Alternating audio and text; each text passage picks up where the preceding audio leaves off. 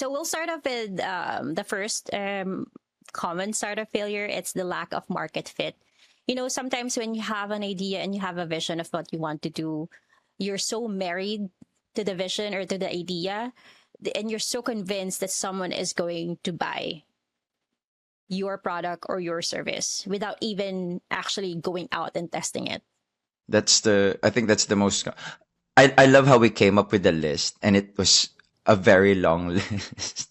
But this is definitely a lot of. I feel should be the first that we wanted to talk about. When you say lack of market fit, Mm. why a lot of people would always say like,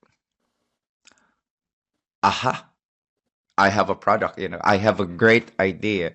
But people This don't is going to always think work. that yeah, it's going to work. Build it and they will come. Like, but not a lot of people realize that um, you know, the way you think is not the way that others think. And Yeah, there's probably like a lot of businesses on the market that that floated for a while, looked good on paper, but not but when it came out, it flopped. Like I love how the idea of in sales, how do you sell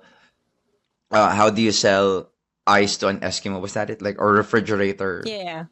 to an And ice and Eskimo? Eskimo, yeah. Yeah, works in sales, but not necessarily in the real world. Like if you Hmm. can, that's great. But beyond great salesmen, a product really has to have a natural demand. Like you can you Yeah, you know you can manufacture the demand by nudging true. people or convincing people that hey, there is a need for this, right? Hmm. But ultimately, if the product really is meh, the market will not pick up on it. So that's I think this part here is one of the reasons why lean startup was written, where you come up with a minimum viable product, meaning what's a very very basic prototype of this product, send it out, test it first if your audience or your target market likes it before you actually develop the full product or service. This is one of the reasons why, because sometimes if you don't do that right, sometimes you spend all of your money, all of your time, all of your effort developing something that you think is gonna work in your head, but no one else understands, and now you have to spend more money to educate people. And innovation, some of innovative ideas or innovative products and services are like that, right? But they still did testing.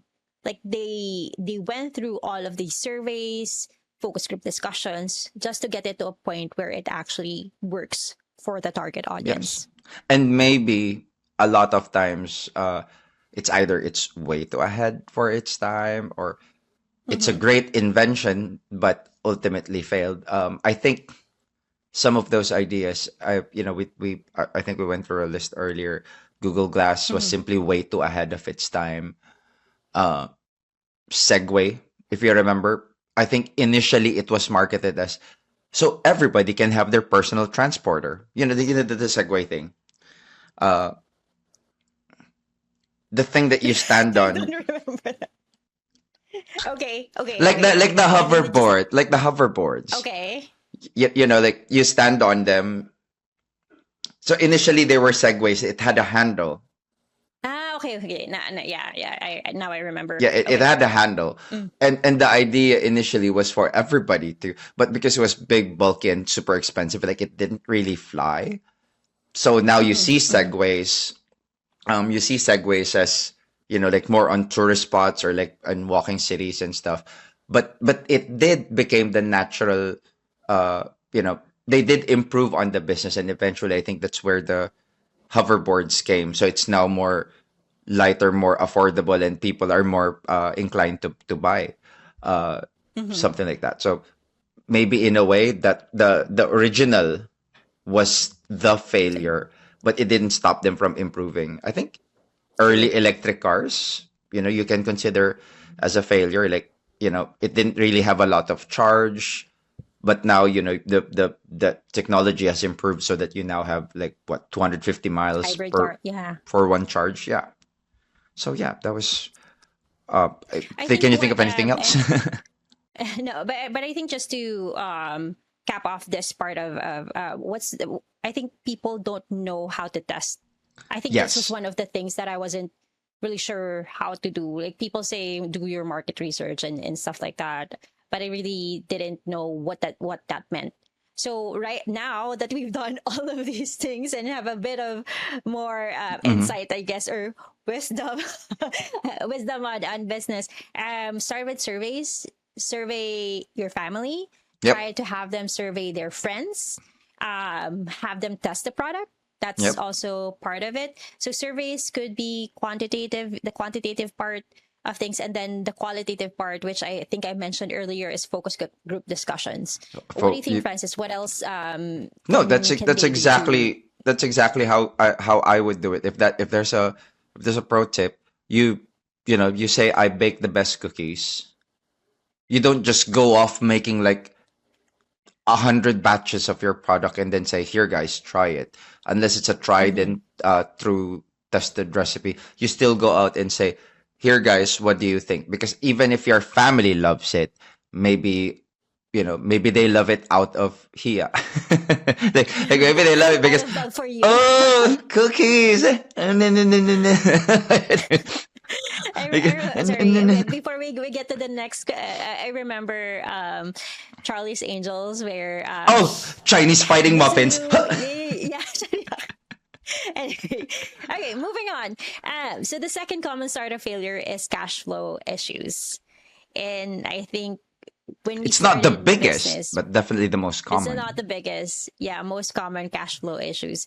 And I remember I was talking in it was training day for the network of outsourcing agencies, and there was a question from the audience, and they asked, like, I'm not an accountant, so I don't understand the numbers, and I don't understand the numbers. How do I know if I'm profitable, or how do I know that my business is working? And so if you really would just take a step back from all of the accounting terms and everything, it all boils down to a simple formula, which is income minus expenses equals profit. It's just that. Of Yes. course, in accounting there's a lot of categories, and then we go to depreciation and all that, right? But as long as you know that formula, and then you understand the concept of cash flow, where money in needs to be faster than money out, so that you Yes. actually have money to spend within your business, then those are the very, very basic. I think for most businesses, even when I started, uh, the money part was probably the hardest lesson that I learned, only because at the very start, I Do didn't tell. set aside the money for no, I didn't set aside the money for business. Like everything was okay. I was taking I don't know, a cab, or taking Hmm. I don't know if they understand what a jeep is, but a jeep, going to getting the stock, or whatever, right, Transport. or Yeah. supplies or whatever. Yeah, and I would just put that in my personal, like I will just get that from my personal fund and not from the business fund. Not It's not from the business. You're Um, taking it out of your own money, not yeah, out of understanding my that own. ultimately It all you're boils down to spending. It all how. boils down to them. So and a lot of businesses do that. Like they don't dive into what they say is the money for the business. So to save Yeah. money, to save money, they're basically like they're working their actual job while trying to get uh their business off the ground, but they're also making unnecessary spend, like for because of supplies, what you said. You're not just taking taxi, you're taking Uber, and then it's poor decisions like sorry, Grab. I heard it's, I forget which one it is now, but yes, you take an Uber for, just to get a document, or you forgot something, not knowing that Mm, every money spent it's a is business. money that goes. Yes, it's a business expense, and I think that's the same thing that I would I love using uh sari stores as an example. Mm. um some people So say, for everyone's oh, benefit, the Sari Sari store is a small like a store, small um, convenience store, like a small convenience off store. Yeah, yeah, license. yeah. Off, It's, well, that's true too. But okay, go yeah. ahead. But when you a lot of so the sari store is like a much smaller scale But what they tend to do is they buy stuff. They say, start with Mm-hmm. 1,000. They start with 1,000, and then they say, "Oh, I'm making a lot of sales," not knowing that you actually have very little markup for each Yes. product. And then lo and behold, you take a taxi to buy something worth 1,000 more and coming back, not knowing that that's already the you know, the profit margin that you're using. It's just Yeah. going all to, and then you think you can take some money out of the business. Not, it's just funny. Like those things, uh, really are lessons that you can only learn by going through it. Yes, you can go to business school, but Yeah. not for starters. No, I mean, Sarah, well, depends, right? Well, depends. But as far as cash flow issues are concerned, if you're going to go into business, understand your numbers. You need to Know, yeah, exactly know your absolutely. numbers right down to the last cent, like right down to the Yes. last centavo. If you don't know where all of your money is at any given time, then you're not in control of your money. You're no. I think before we wrap this part up, I think one other thing that I've seen startups do is the owners or the founders. So it depends. Like if you're a small business and you don't have this the understanding, right? They often take the entire profit as their salary, and they leave nothing on the business. I think that's also one of the things that you should not do. What I think the tactic there is to write first how much you need Yeah. to at least. So let me. It's kind of a reverse thing, right? Like Yeah. write the amount that you need to pay Let for live. everything, live, right? So that's your minimum. And then write your wants so that you can get what the maximum is. But as you go about business and you look at your profit and everything, take the basics first. You Business is not a charity. You're not doing this to not profit For from it. Like of passion. course, It's not passion. yeah, it's not a hobby, so you should be profiting for it. And the reason, most of the time, the reason to go into business is to, of course, be able to live the life that you want, whatever type of lifestyle you want, right? So define those first. It's true. No, I Like no, define those I'm sorry. I'll, first. I'll I'll tell you off cam what made me laugh. But Okay, no. Define those first so that you know where you're starting at. Don't Mhm. take all of the profit from the business, because what's gonna happen, which I think you and I have learned this, and I'm so thankful that we've done this with our businesses. Whatever is in excess is for the business, Mhm. and so now we're able to make some investments or at least moves Yeah. to make the business grow. Yeah. And I mean, I hope right now as an entrepreneur, you understand that your business is its own entity. That it has to Mm-hmm. have its own money. Like even if you're the sole owner of your business, that that company is its own entity. Entity, yeah. It needs its own money, its own spending money. So you can't take away all of the profit if you don't, I don't know if the numbers are right in your head, but if you're taking all of the profit, you're not building a business, you're just working for yourself. You're basically just, you're Yeah. basically just self-employed if all of the profit just Yeah. goes into you. Ultimately, your goal is to create it's to create a business that can survive by itself and can outlive you, to be honest. Yeah. True. Yeah. Okay. So Moving third on. comment. Moving on. So third common startup failure: team challenges and poor hiring decisions. Do you I'm go just with gonna the smile for a little bit. I'm just gonna smile. Just because sometimes when you start business, the first people that you want to hire are often family. family? Yeah, family Just or friends. Um, and I've been blessed. Sorry, and I've been blessed that did you say I've been my blessed? family is, I'm blessed that my, Yeah. even if I was working with my sister, or I mean working with you because you were my friend first, right? Were You we? were my friend first. So, were we? Okay. I'm kidding. I'm I was kidding. hoping Friend I was first. your friend. Friend No, first. you That's what like I said. right. Like I think I've been blessed that way. Hmm. That yeah, I've been blessed with the venture that we have with Virtua, Yeah. right? That this worked for us. We kind of balance each other out. But I do, and then with my sister, of course, she's the more organized one during those days. I'm type A, like her now. But I do remember some businesses that I've had where um I had business partners, but it just wasn't a fit, whether Shall I it's name we names? don't whether it's we don't there was lack of communication Mhm. between us, or or communication of what expectations are, like Yep.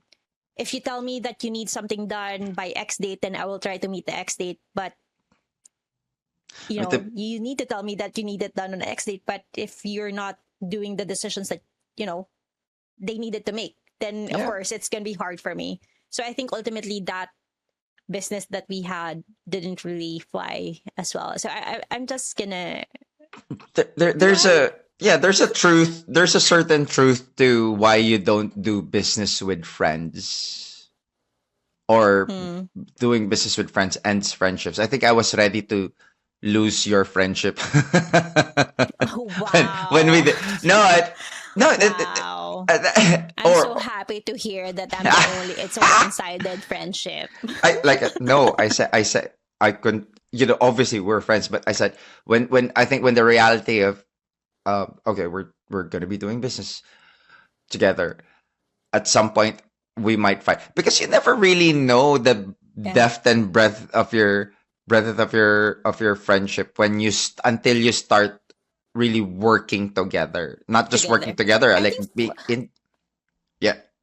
I think for you and me, what worked for us was we were teammates before we started the business. Yes. So I already kind of knew how How we your work. Yeah. brain works. Yeah, well, 5% of how your brain works. Now I know 80% of how it works. After almost 8 years of working, in the business, right? Yeah. But at least we kind of had that groove already, and I knew that I Yes. could always go to you for the creative problem solving and things like that. I think that was, if I were to look back, it was really one of the things that made this work.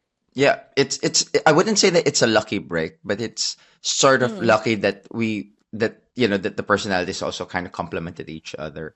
I mean, it's true. It's just true. Yeah, Like, it's true.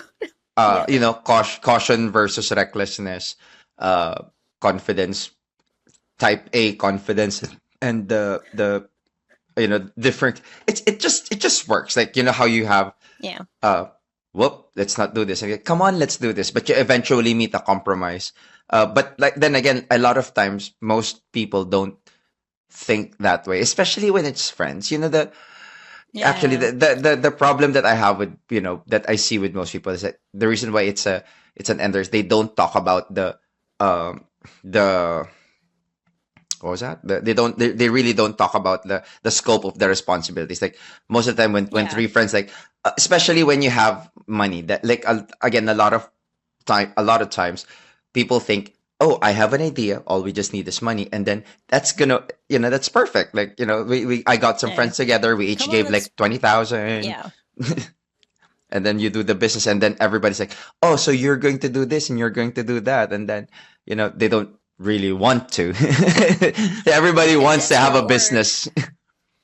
yeah. I think so. We're talking about the family and friends part, but I think what people also uh fail to understand is a huge part of business is people management, Hmm. right? It's not, understanding people. You're selling to people, of course. You need to understand, right, that. But even internally, even self awareness or your self management still has to happen for businesses. But people management, how you would interact with people, how you would motivate them, how Mm. um how you would actually react or respond to how others are reacting. I it's just it's a huge part of it. If you've started your business because you have the technical skills. Mm-hmm. Because most of the time that's what happens, right? You're an accountant, Yes. you want to start an agency, an account Accounting sorry, agency. You know an the accounting accounting agency. bit. Yeah, You know the you do the accounting accounting part. bit, Yes. but to scale you'll have to have people, and you have to learn the people management Yes. part of it, And how to communicate with people and things like that. Yeah. no, absolutely. And then finding the right people uh to Yeah. complement what you don't have. But more importantly, how do you now hire for something that you have no idea, how things work, like Yeah. we we thought we knew finance, but we didn't really. We thought we knew marketing, but we didn't really. So how do you do that, Mm. right? But so would you say, what do you believe more? Uh, hire slow, fire fast, or hire fast, fire even faster? Me. Oh, Yes. let me just answer that bit where you actually don't know like the scope of what you're hiring for. I think what we've done Oh, sorry. in our business is we've actually consulted with other people who Yes. either have hired for that position or are in that position, but then again you can't really afford them at that moment. So at least you consult with someone Yes. in case you are hiring for a position that you don't know much about the scope How many about. But times? as How many far times have we as, done that? We can't afford you, but can I borrow a little bit of your time? yeah, we'll give you something. I'll give you Sorry, something. just give us some I'll give you ideas. something. Yeah. Is it hot in here? but, But but yeah, just yes. to answer your question about hire slow and fire fast, you know what? I don't think we've ever in our business, if, for the leads anyway. I think we've some of the time it was just they were there at the right moment, and Yes. then during the journey of doing the business, we saw that they also developed, and they Yes. were willing to learn and develop as well. I do think there are a few positions where we did hire slow, and it is more Yes. because these are key people in the business. So as far as what you're saying, I think it's hard.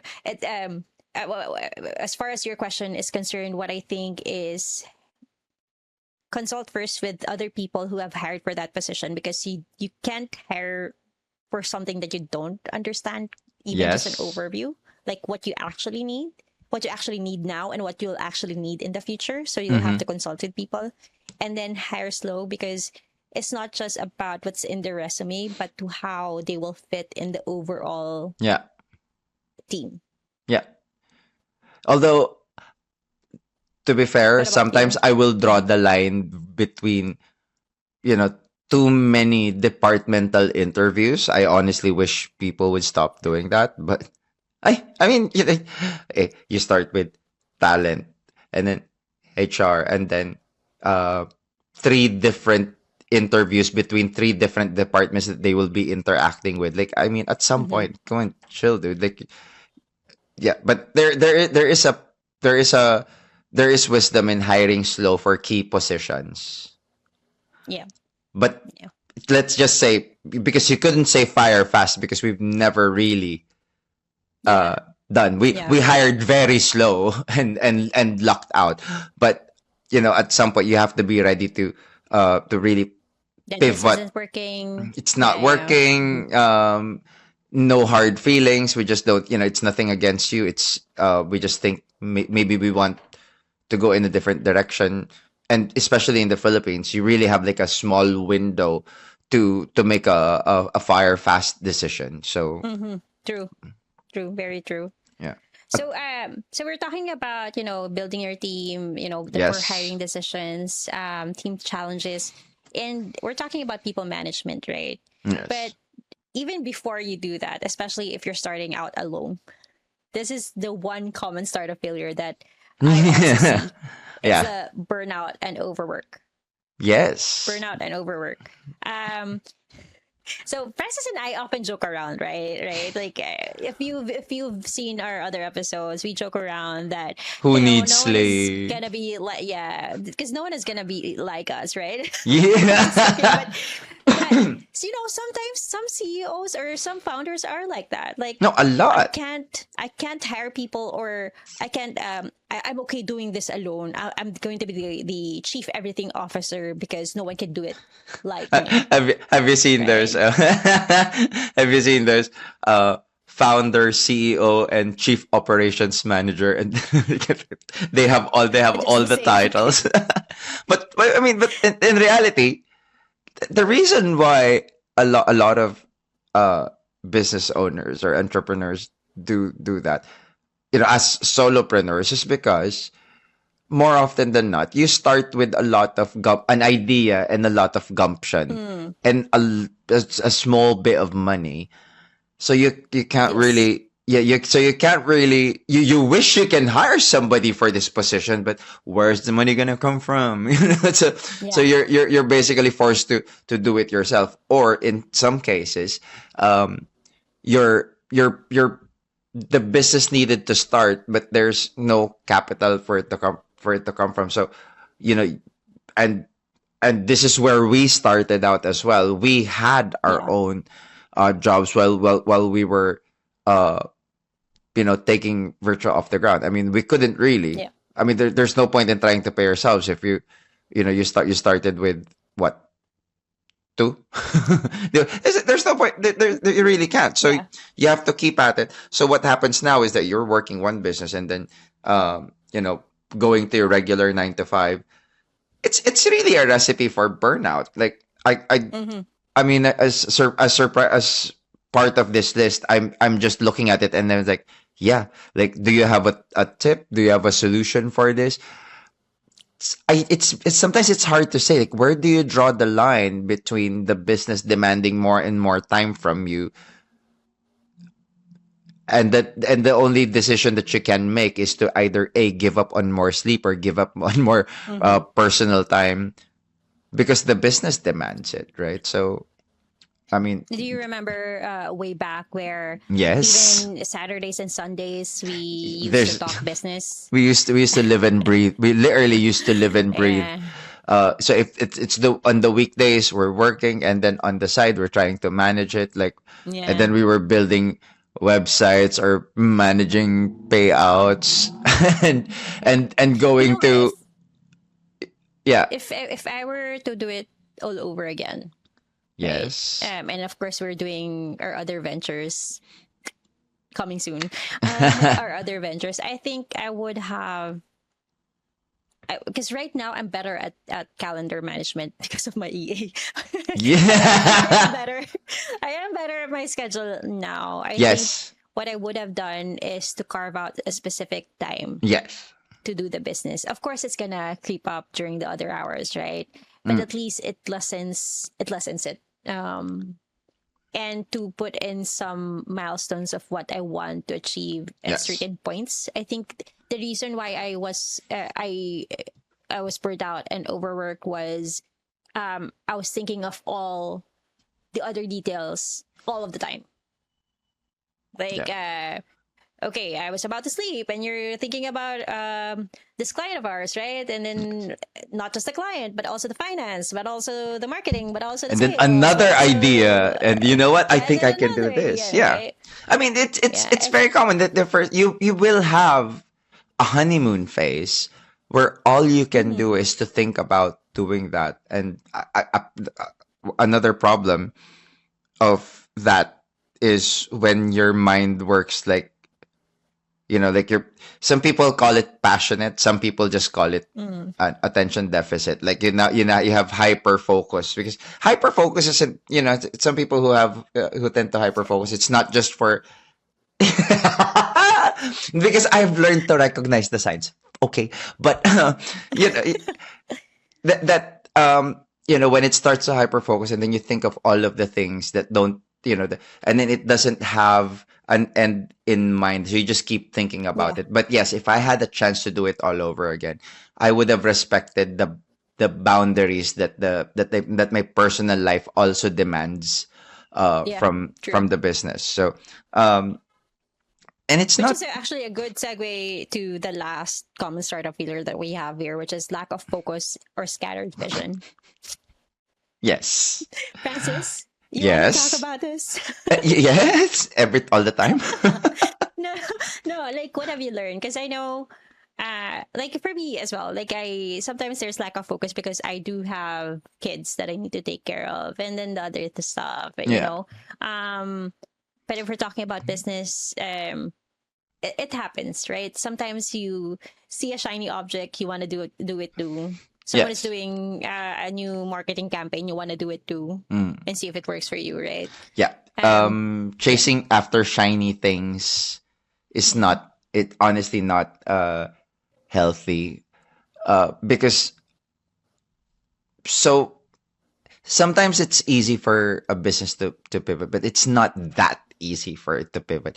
And I think um I've noticed that on, like smaller business, again, maybe not, but sometimes you talk about like small businesses and startups, but when you think about, let's say you develop a product and the key Mm-hmm.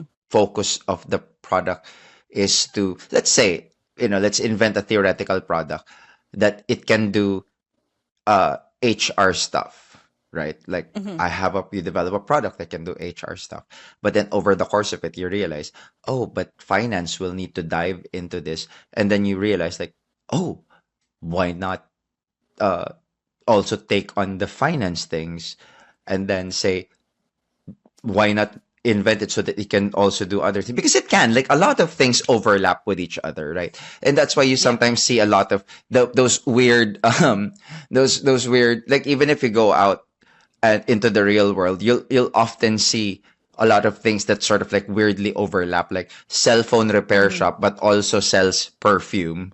you know uh, yeah, you have a salon. Yeah, say for example, you have a Mm-hmm. salon that also weirdly enough has mannequins, that because it's also selling dresses, because oh, Yeah. it's also my passion, I cut hair and I also sew a dress, so I just decided to merge them all together. Like, a lot of people, there's a lot of real world examples of that happening, when people like Mm-hmm. think that they see a natural progression to their business and then try to add it, and now you have two things that you're juggling, right? Yeah. So yeah, just be careful of that. Obviously, some of it works, but you ask yourself, Francis, but they are there, they are happening. But I'm just, like, for me, maybe in the longer term, I just see two businesses that are destined to fail, especially if it's starting out. And I mean, you can Yeah. only, the failure is only obvious. Hindsight is 2020, and that's the only time we can say, maybe I shouldn't have done that. You start a cake business and then you decided, okay, since I'm delivering the cakes, why don't I do a delivery business as well? No, stop it. Focus on delivering the darn cakes. I just had an image of you like just slapping someone's hand. No, stop it. No, stop.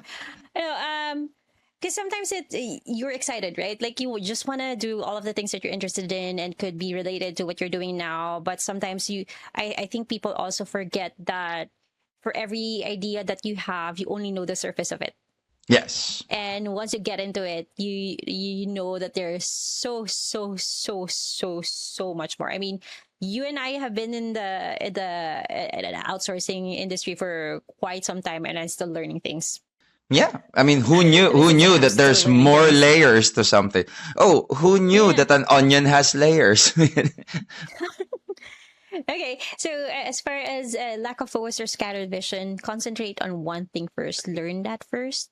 If you are interested in something else, make sure that your first idea is running first. It's off the ground first. If you have help, or you can have it run by its own with the people that you hired, and then go in for the Yeah. other idea that you want. So, One thing that we can, mm, because this is, whether you're starting or already in your business, you do goal settings. That's why, you do your yeah, quarter one goals, and then your H1 goals, and then your yeah, annual goals, and then you go on an annual retreat to create these goals. if you haven't been doing that, you're honestly just, and because the reality is sometimes some businesses don't think about doing it because they said, "Oh, but my business is very straightforward. I go to work, I wake up." No, you wake up, you go to work, open the shop, and then sell, right? Mm-hmm. But if that's how you see your business, again, that's also a a failed business. It's death on it. You're on Walking Dead. Wait, what's the phrase? Dead man walking. Yeah, it's a There you go. in the business sense, that's a dead man walking. You just didn't know it yet because you're not thinking innovation. You're not thinking how to improve. You're not thinking how to market. If you're even if your business is a pretty straightforward one, like I don't know, barber shop, for example, you think you'll just go in. People's hair will grow. They will need to cut. But that doesn't mean that you don't focus on goals and innovate because, you don't know. Yeah. Competition might arise or trends might arise. And then all of a sudden you're has been because you only know how to do mohawk. I don't know. But you know what I mean? Yeah. Okay, so far we've talked about lack of market fit, cash flow issues, poor Burnout, hiring decisions, burnout and burnout, overwork, lack of lack focus, of lack of focus or vision, scattered vision. which Yeah. seems to embody like everything seems to embody myself. but, At the start, right? Like I see myself from most of these from the previous. Um, but before we get into sharing yes, our we personal wanna ask. stories, mm, It's a good question to ask, right? But for you guys, which of these challenges you personally have you faced in your startup journey? So please let us know. Please send in your stories. We'd love to hear from you. Send us your comments or tag us on your social media. I'd love to hear what's your weirdest. I think I failed and I didn't know.